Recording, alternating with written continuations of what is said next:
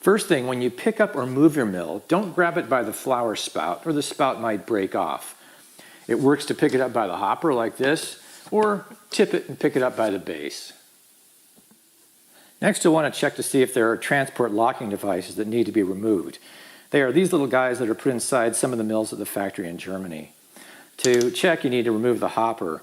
And to do that, start by turning this lever counterclockwise until it comes out. This is the lever that's used to adjust the stone settings. Now press in these two tabs and lift off the grain hopper. The technique here is to lift up while you're pressing in. You don't want to use excessive force pushing in. We've seen cases where the tabs can snap if pressed in too far. Now unscrew this cap. It unscrews counterclockwise and remove these pieces.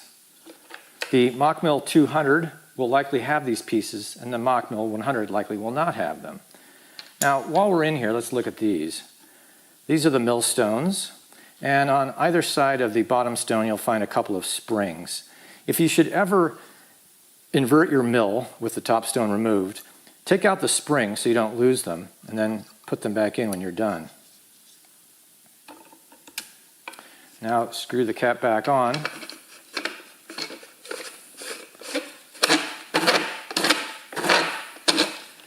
Until you start to feel some resistance.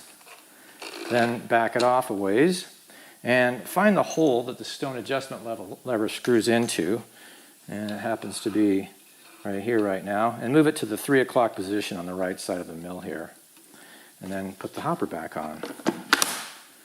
And then screw the stone adjustment lever back into the hole here. Now you're almost ready to use your mill.